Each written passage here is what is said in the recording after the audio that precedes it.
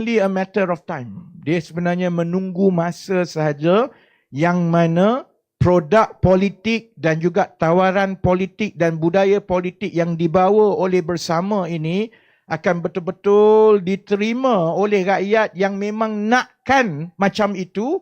Dia akan ada satu masa yang berlaku titik pertemuan antara tawaran dan budaya politik bersama dengan kehendak rakyat, dan bila itu berlaku, jadilah seperti yang pernah berlaku di Selangor tahun 2008 dahulu.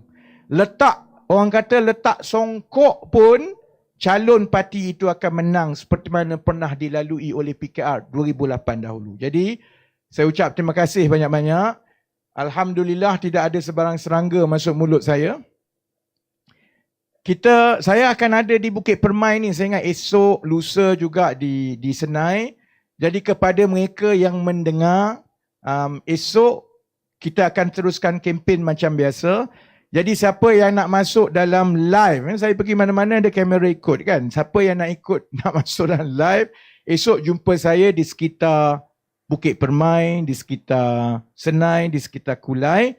InsyaAllah kita doakan supaya hati pengundi-pengundi Allah buka dan Allah lembutkan. Macam saya selalu sebut, apa yang dalam kawalan kami sebagai parti politik ialah usaha. Kita usaha, kita cuba yang terbaik. Yang lain itu kita serahkan kepada Allah, kerana soal nak mengundi siapa ini sebenarnya bukan soal kita sahaja. Dia soal Allah, Tuhan lembutkan hati pengundi-pengundi untuk dia terbuka hati bagi peluang, terutamanya kepada parti-parti yang baru dan kecil seperti bersama ini. Jadi kita nak tutup. Dia kena jerit lah tutup.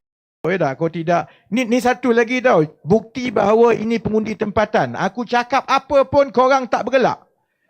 Tak ada reaksi. Tepuk pun tidak, senyum pun tidak.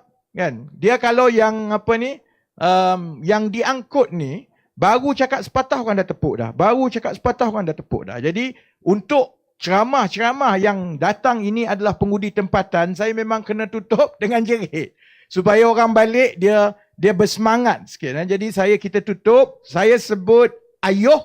Saudara-saudari sambut dengan Johor. Saya sebut ayuh sekali lagi. Saudara-saudari sambut dengan bersama. Boleh?